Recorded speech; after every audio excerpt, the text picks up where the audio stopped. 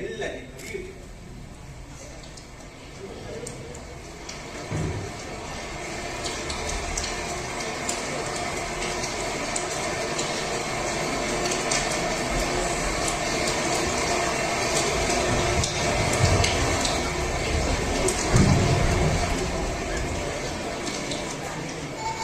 ಎಡಬಿಡದೆ ಸುರಿಯುವ ಮಳೆಯ ಮಂಜಿನ ಆವರಣದಲ್ಲಿ ಕಾಡು, ಬೆಟ್ಟ, ಗುಡ್ಡ, ತೋಟಗಳಿಂದ ಕನಸಿನಲ್ಲಿ ಕರುಬಿಟ್ಟ ಚಿತ್ರದಗಳ ಕರೆದ ಮೌನವಾಗಿ ಕಾಲವು ಯಾರೂ ತಿಳಿಯದ ಮಹಾ ರಹಸ್ಯವಾಗಿ ಸುತ್ತಲೂ ಪಸರಿಸಿದ ಎತ್ತರವಾದ ಗಿರಿವನಗಳ ನಡುವೆ ಕೆರೆಯೂರಿನ ಕಣಿವೆಯಲ್ಲಿ ಒಂದು ಸಣ್ಣದಾದ ಹುಲ್ಲುಮನೆ ಈ ಬೇಟೆ ನಾಯಿಗಳ ಕೈಗೆ ಸಿಕ್ಕದೆ ಪೊದೆಯಲ್ಲಿ ಅಡಗಿದ ಮರದಂತೆ ತಲೆಮರೆಸಿಕೊಂಡಿತು.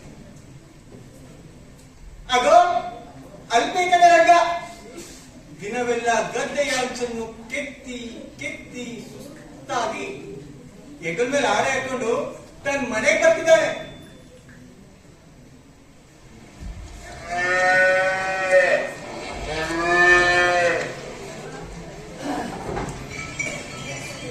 ಬಂದಿದೆ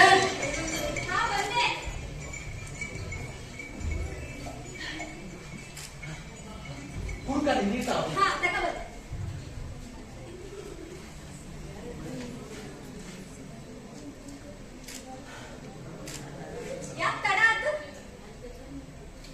ಗದ್ದೆ ಅಂತ ಕೆತ್ತೋ ಬದಲು ಬರೀ ಆಗಿದೆ ಗೊತ್ತಾಗಿಲ್ಲ ನೋಡು. ಅದು ಬಿಸಿನೀರ್ ಕಾಸಿಟ್ಟಿದ್ವಿ, ಕೈಕಾಲು ಮುಖ ತೊಳ್ಕೋ ಉಮ್ಮಕ್ ಹಾಕ್ತೀವಿ. ಸೇನೆ ಇದೆ ನಾ ಒಳಗಡೆ ಐಸಿ ಬಿಸಿ ಸುಡ್ತೀವ.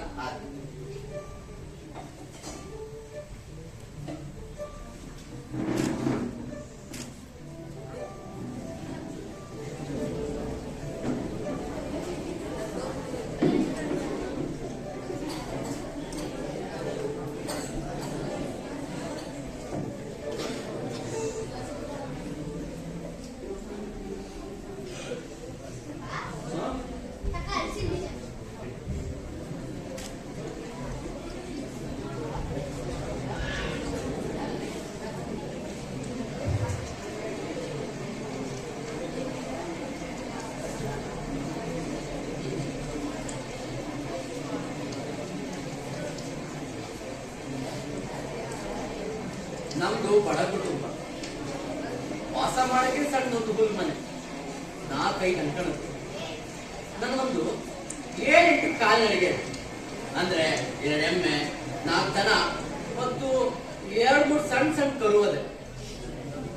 ಇನ್ನು ಅಂತ ಸ್ವಂತದೇನಿಲ್ಲ, ಗಳಿ ಗುತ್ತಿಗೆ ಮಾಡ್ಕೊಂಡು ಒಕ್ಕಲ್ ಸಾಕ್ಷಿ ಮಾಡ್ತೀನಿ.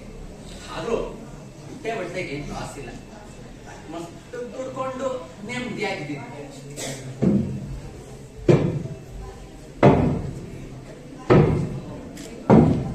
ಗೌಡರಲ್ಲಿ ಸ್ವಲ್ಪ ಸಾಲವಿದೆ. ಅದು ಅವನು ಲಗ್ನವಾಗುವಾಗ ಹೆಣ್ಣು ಕೊಟ್ಟು ತೆರೆದ ಹಣವಂತೆ.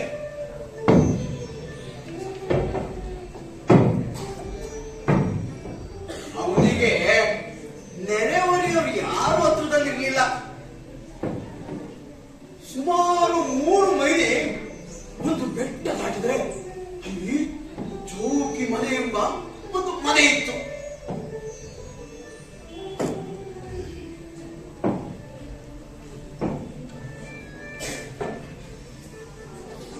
ಮಳೆಗಾಲದಲ್ಲಂತೂ ಒಬ್ಬರಿಗೊಬ್ಬರು ಸಂಪರ್ಕನೇ ಇರುವುದಿಲ್ಲ. ಏಕೆಂದರೆ ಈ ಗೊಂಡಾರಣ್ಯದ ನಡುವೆ ಇರುವ ಈ ಕಾಲುದಾರಿಯಲ್ಲಿ, ಈ ಜಿಗಣೆಗಳ ಕಾಟದಲ್ಲಿ, ದುಷ್ಟ ಮೃಗಗಳ ತೊಂದರೆಯಲ್ಲಿ ಊರಿಂದ ಊರಿಗೆ ಹೋಗೋದೇ ಪ್ರಯಾಸ. ಅದಕ್ಕಾಗಿ ಅಲ್ಲಿಯವರೆಗೂ ಈ ವಿಧವಾದ ಏಕಾಂತವಾಸ ಅಭ್ಯಾಸ ಆಗಿತ್ತು.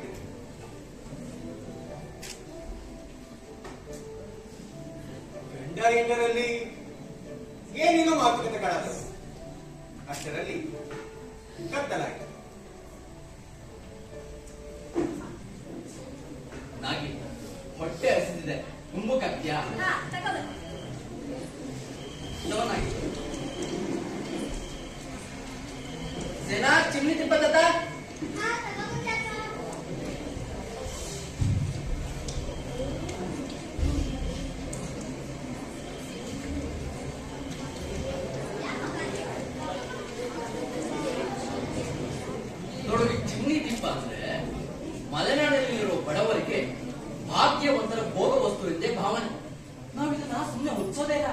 ಊಟ ಮಾಡಬೇಕಾದ್ರೆ ಮಾತ್ರ ಮುಟ್ಟಿಸ್ತೀವಿ. ಈ ಸಮಯದಲ್ಲೆಲ್ಲ ಬೆಂಕಿ ಒಳಗೆ ದೀಪ. ಅರ್ಥ ಆಯ್ತಾ? ನಾಗಿ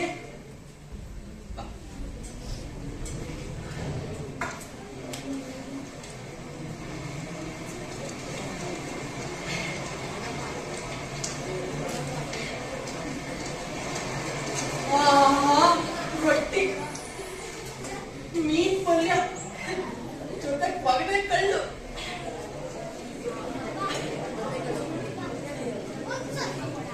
ಈ ಸಣ್ಣ ಹುಡುಗರು ಬಿಡುದಲ್ಲ ಕಣ. ಇದನ್ನೆಲ್ಲ ನೋಡ್ತಿದ್ರೆ ದುಡಿದು ತಡಿದು ಅಷ್ಟು ಬಂದಿರೋ ನನಗೆ ಮೃಷ್ಟಾನ್ನ ಭೋಜನ.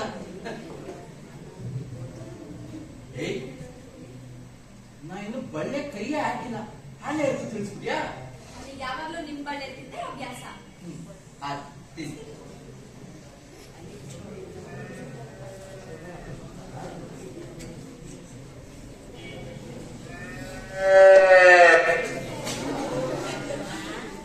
ಅದ್ಯಾಕೆ ಎಳೆಗಾರ ಕೂಗ್ತದೆ? ಎಲ್ಲ ಕೊಡ್ಕೆ ಬಂದ್ವೇನೋ? ಹುಲಿ ಕಟ ಬೇರೆ ಹೆಚ್ಚಾಗಿವೆ. ಚೌಕಿ ಮೇಲೆ 4 ಜನ ಬೇರೆ ಓದ್ವಂತೆ.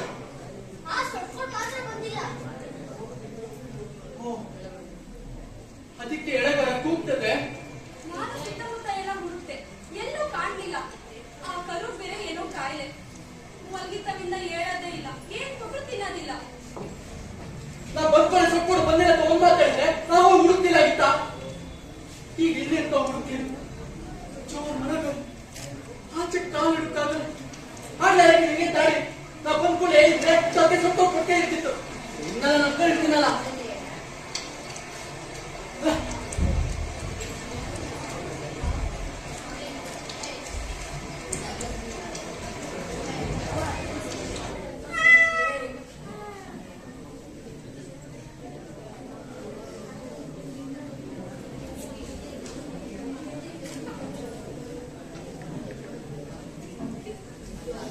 ಇಲ್ಲಿ ನೋಡು, 2 ಎಮ್ಮೆ ಹೇಗೆ ನಿಂತ್ಕೊಂಡು ಮೆಲ್ಕಾಗ್ತಿದೆ ಅಂತ. ಅದಂದ್ರೆ ಕೂತ್ಕೊಂಡು ಮೆಲ್ಕಾಗ್ತಿದೆ. ಆದ್ರೆ ಇದು ಪಾಪ ತನ್ನ ತಾಯಿ ಕಾಣದಲ್ಲಿ ಮೂರಲ್ಲಿ ಬೇಗ ಮಲ್ಕೊಂಡಿದ್ದೆ ನೋಡು. ಹೊಟ್ಟೆಗೆ ಏನಿಲ್ಲ ಅಂತ ಕಾಣುತ್ತೆ. ನಾಗಿ ಹೋಗಿ ಒಂದು ಲೋಟ ಹಾಲು ತಗೊಂಡು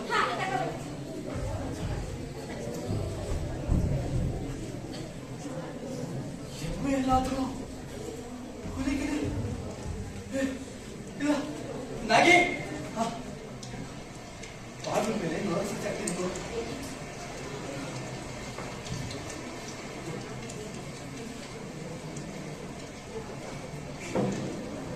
ಇಲ್ಲಮ್ಮ, ಒಂದ್ ಹನಿ ಕುಡಿ ಕುಡಿ ಕುಡಿ ಕುಡಿಯೋ. ಇದೆಂತ ಮಾಡೈತಿ, ಒಂದ್ ಹನಿನೂ ಕೊಡೋದಿಲ್ಲ. ಅಯ್ಯೋ ಬಾಯಿ ಹುಡುಗಿನಾಗಿದ್ಯೋ ಅವಳ.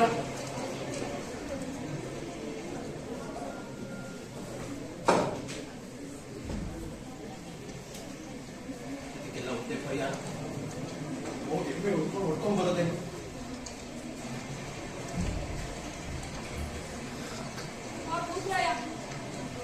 ಎಮ್ಮೆ ಸಿಗಲ್ ಮಾಡಪ್ಪ. ಎಮ್ಮೆ ಏನಾದ್ರೂ ಸಿಕ್ಕಿದ್ರೆ ನೀವು ಒಂದು ಕೋಳಿ ಬಲಿ ಕೊಡ್ತೀವಿ.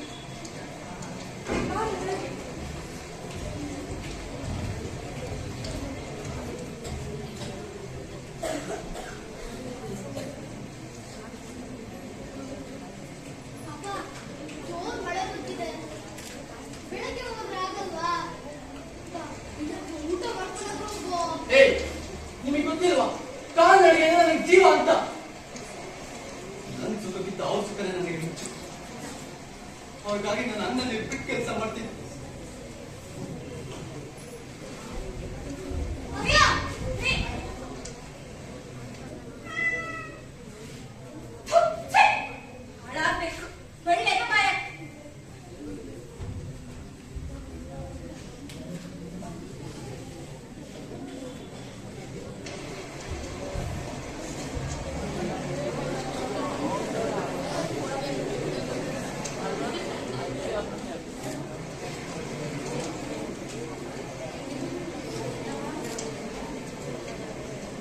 ಕಾಡು ಬೆಟ್ಟಗಳನ್ನು ದಾಟುವುದು ಬಹಳ ಕಷ್ಟವಾಯಿತು.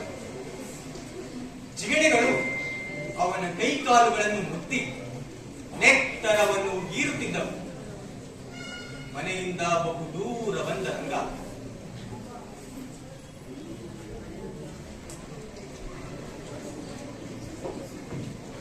ಸುತ್ತಲೂ ಆಲಿಸಿದರು. ಎಮ್ಮೆಯ ಕುರುಹೂ ಸಾಹಸಿಗಲೇ. ಎಲ್ಲಿಯಾದರೂ ಚಿಗುರು ಪೈರಿನ ತೊಡಗಿನ ಗದ್ದೆಯೊಳಗೆ ಹೋಗಿರಬಹುದು ಎಂದು ಭಾವಿಸಿ ಅಲ್ಲಿಗೂ ಹೋದ.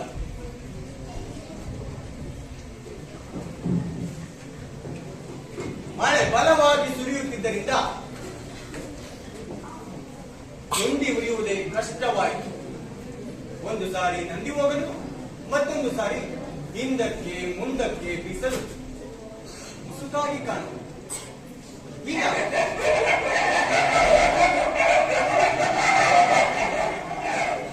ದೂರದಲ್ಲಿ ನಾಯಿಗಳು ಬೊಗಳಿದವು.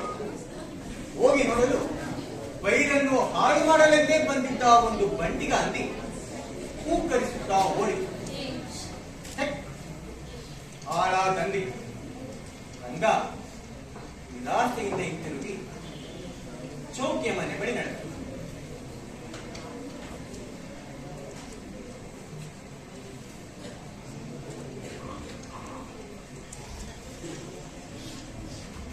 ಅಲ್ಲಿ ಎಲ್ಲರೂ ಗಾಢ ನಿದ್ರೆಯಲ್ಲಿದ್ದರು.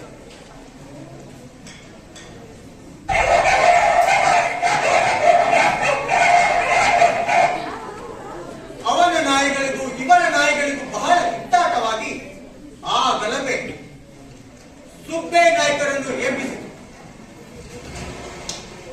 ನಾಯ್ಕರೇ, ಸುಬ್ಬಯ್ಯ ನಾಯ್ಕರೇ, ಯಾರು? ನಾನು ರಂಗ ಬಂದಿನಿ. ಯಾವ ರಂಗ? ಅದೇ ನಾಯ್ಕರೇ, ಅಲಬೇಕು ರಂಗ.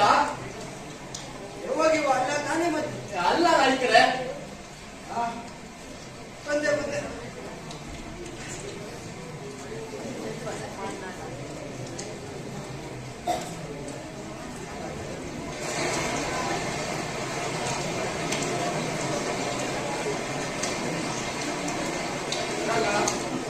ನಾಯ್ಕರೇ, ರಂಗನೇ ತಾನೆ? ಹೂ ನಾಯ್ಕರೇ.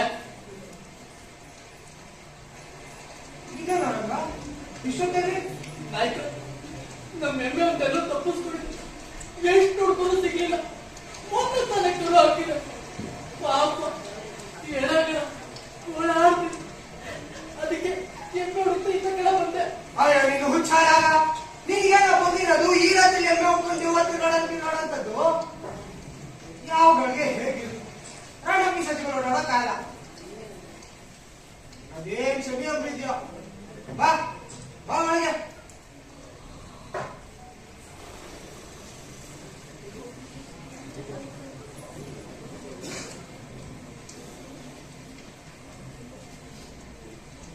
ಕೂತ್ಕೊಳ್ಳೋದಕ್ಕ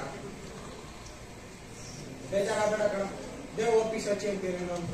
ನೀನ್ ಬೇರೆ ಇವತ್ತಾಗೆ ಆ ಎಮ್ಮೆ ಹೊಡ್ಕೊಂಡು ಬಂದಿದ್ಯಾ. ಓದ್ದೇ ಬಂದಿರ್ಬೇಕ.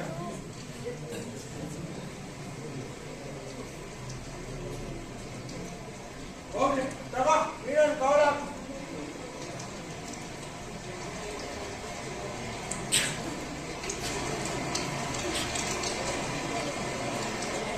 ನಾಲ್ಕ ನಮ್ಮನ್ನೇ ಇಷ್ಟ ಕಡೆ ಬಂದಿಟ್ಟ. ಎಲ್ಲಿತ್ತು ನೋಡಕ್ಕೆ?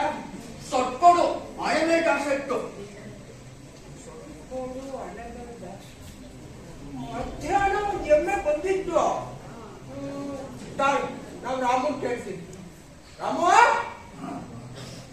ಏ ರಾಮು,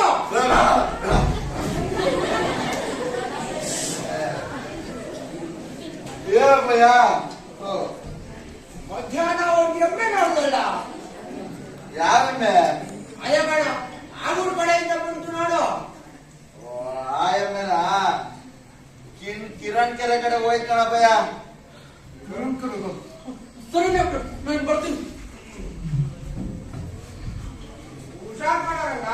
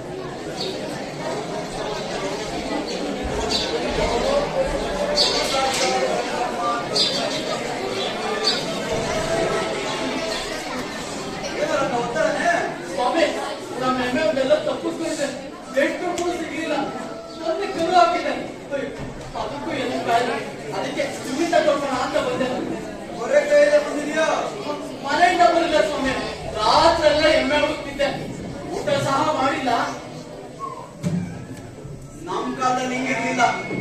ಶಾಸ್ತ್ರಿಗಳು ನೋಡಕ್ ಹೋಗ್ತಾ ಇದೀವಿ ಅಂದ್ರೆ ಕೈಯಲ್ಲಿ ಹಣ್ಣು ಅಂತ ತರ್ತಾ ಇದ್ರು. ನಾಳೆ ಆಯ್ತು ನಾಳೆ ಏನಾದ್ರು ತಂದ್ಕೊಡ್ತೆ. ಇವತ್ತೇನಾದ್ರು ಮಾಡಿ ನಿಮಿತ್ತ ನೋಡಿ.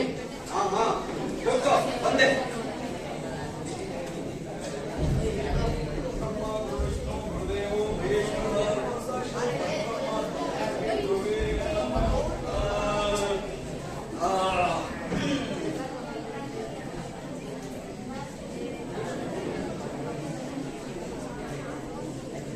ಕಿರಣಕೆರೆ ಶಂಕರ ಶಾಸ್ತ್ರಿ ಪ್ರಸಿದ್ಧ ಚಾಯ್ಸ್.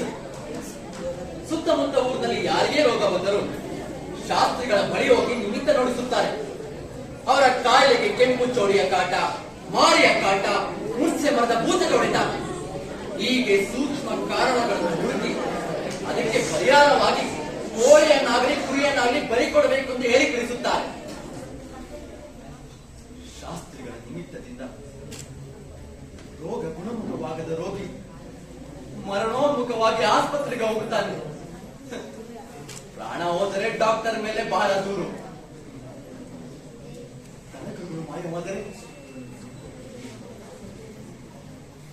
ಇದರ ನಿಮಿತ್ತವೇ ಪ್ರಮಾಣ. ಯಾವ ಮೇಲವಲ್ಲ ಸೊಟ್ಕೊಡು. ಸೊಟ್ಕೋಡು ಸೊಟ್ಕೋಡು ಸೊಟ್ಕೋಡು ಹಿಂದೆ ನಾನು ಗುರ್ತಿದ್ದೇನೋ. ಹಣೆ ದಾಸ.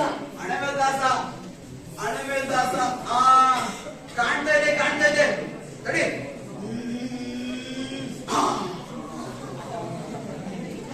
ಹುಡುಗಿರಿ ಕಾಟ ಇತ್ತ. ಹೌದು, ಚೌಕಿ ಮನೆಯಲ್ಲಿ ನನ್ನ ದನ ಹೋಗು. ಚೌಕಿ ಮನೆ 4 ಜನ, ರಂಗುನೆಮ್ಮೆ ಸೊಟ್ಕೋಡು ಚೌಕಿ ಮನೆ 4 ಜನ. ಭಾನುವಾರ ಒಂದು, ಸೋಮವಾರ ಒಂದು, ಮಂಗಳವಾರ ಒಂದು, ಬುಧವಾರ ಬಿಟ್ಟು ಗುರುವಾರ ಒಂದು. ಹೌದು ಸ್ವಾಮಿ. ಕಾಣ್ತಾ ಇದೆ ಕಾಣ್ತಾ ಇದೆ.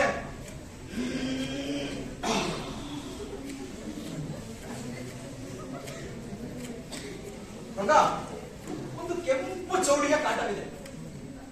ಬಾಯಿ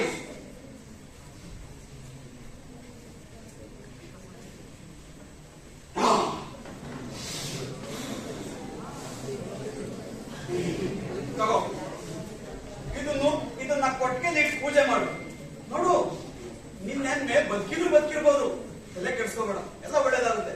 ಹೋಗ್ಬಾ. ಸರಿ ಸ್ವಾಮಿ, ನಾ ಈಗ ಬರ್ತೀನಿ.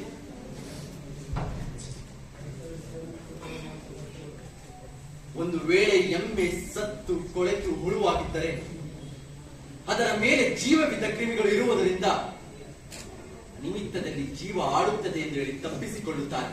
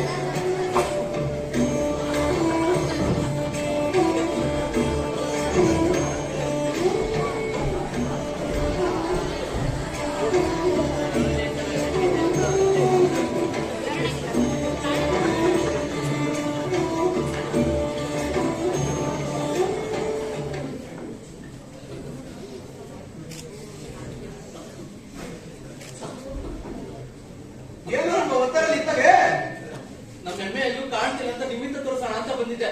ನಮ್ಮ ಎಮ್ಮೆ ನಿಮ್ ಕಡೆ ಏನಾದ್ರು ಬಂದಿದ್ಯಾ ಮರೆಯ? ಏನೇನ ನಮ್ಮ ಎಮ್ಮೆ ನಿಮ್ ಕಡೆ ಏನಾದ್ರು ಬಂದಿದ್ಯಾ?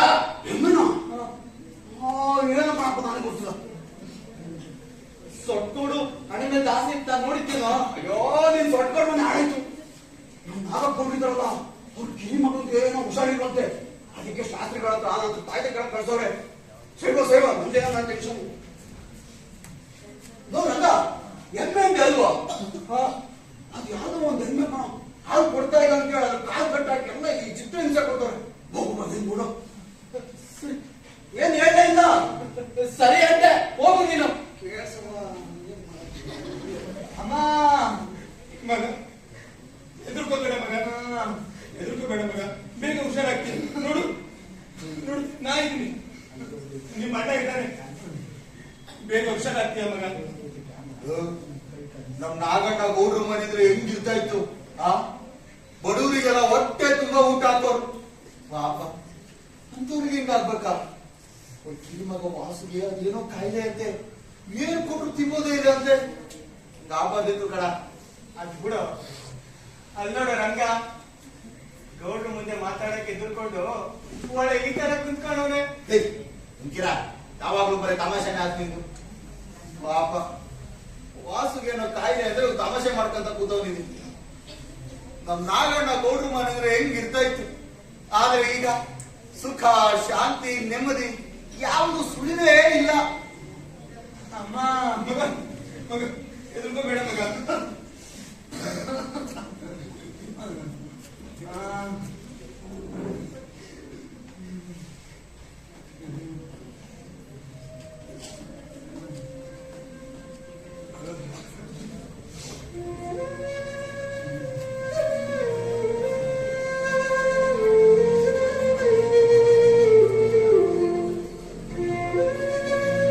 ಇದನ್ನೆಲ್ಲ ಕೇಳಿಸಿಕೊಳ್ಳುತ್ತಿದ್ದ ರಂಗನಿಗೆ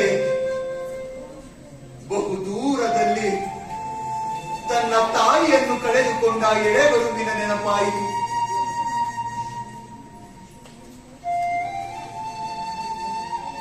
ಆ ಮೂಕ ಪ್ರಾಣಿಯ ಕನಿಕರಣೀಯವಾದ ಮೂರ್ತಿ ಅವನ ಕಣ್ಣೆದುರು ಮುಂಚಿತು.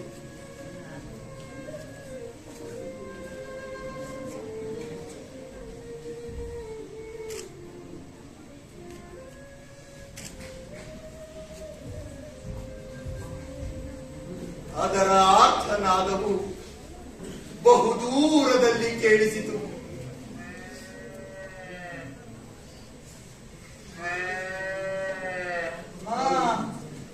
ಅಲ್ಲಿದ್ದವರೆಲ್ಲರ ಶೋಕ ಒಂದು ಜೀವಿಯ ಯಾತನೆಯಾಗಿದ್ದರೆ ರಂಗನದು ಮಾತ್ರ 2 ಜೀವಿಯ ಯಾತನೆಯಾಗಿತ್ತು.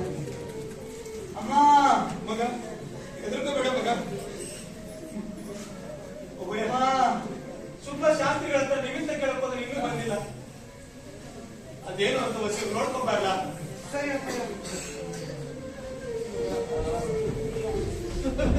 ನೋಡ್ರೆ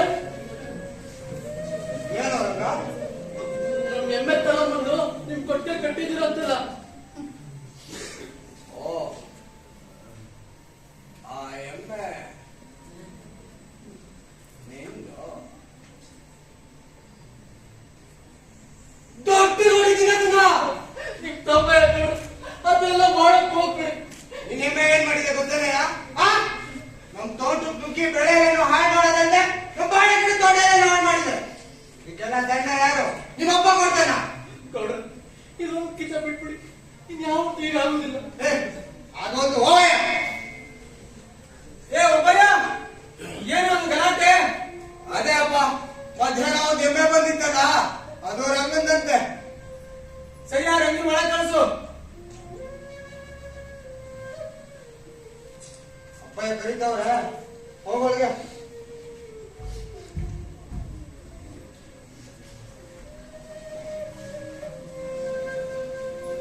ಒಡೆರ ರಂಗ ನಡೆದ ವಿಷಯವನ್ನೆಲ್ಲ ಗೌಡರ ಬಳಿ ಹೇಳಿದ.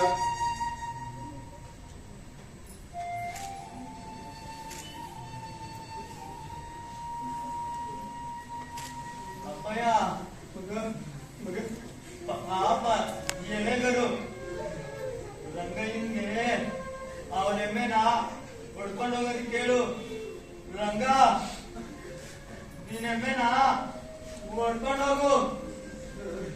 ರಂಗ, ನನ್ ಮಗ ಹೇಳ್ತಾನೆ, ನಿನ್ ಎಮ್ಮೆನ ಹುಡ್ಕೊಂಡು ಹೋಗು. ಏ ಕೆಂಚ, ರಂಗನ ಎಮ್ಮೆ ಬಿಟ್ಟು ಕಳ್ಸೋ. ಆಯ್ತು ಒಡೆ, ನಾನು ಬರ್ತೀನಿ.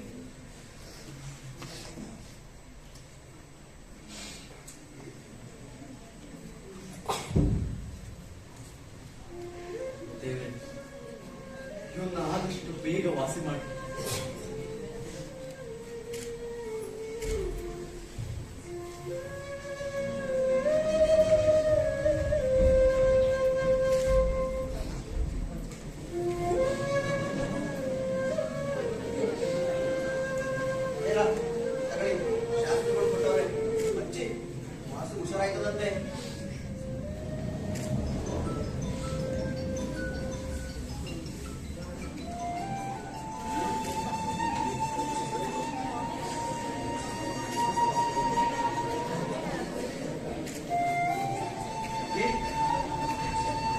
ರಂಗ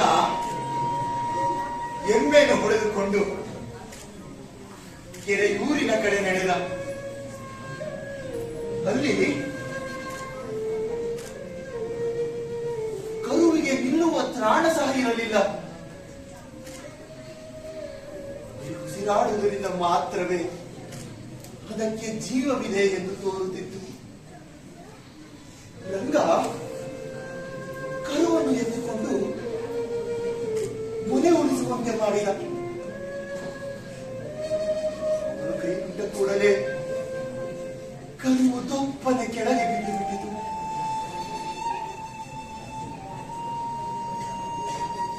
ಅದೇ ಸಮಯದಲ್ಲಿ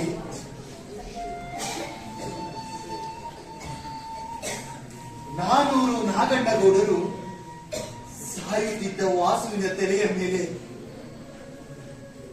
ಮರುಕದಿಂದ ಕೈಯಾಡಿಸಿದರು. ಜ್ವರ ಇಳಿದುದನ್ನು ಕಂಡು ಆಶ್ಚರ್ಯದಿಂದ ಹಿಗ್ಗಿ, ನನ್ ಮಗ ಹುಷಾರಾದ, ನನ್ ಮಗ ಹುಷಾರಾದ. ಒಬ್ಬಯ್ಯ, ನಿನ್ ತಮ್ಮ ಹುಷಾರಾದ. ಸುಬ್ಬ, ನನ್ ಮಗ ಹುಷಾರಾದ.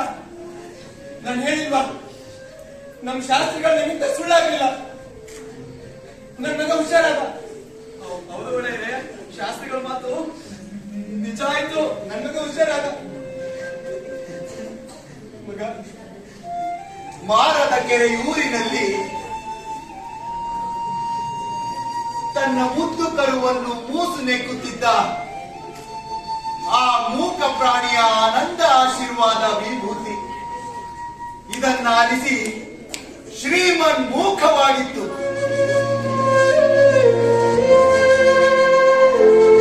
ಆಯ್ತಾ?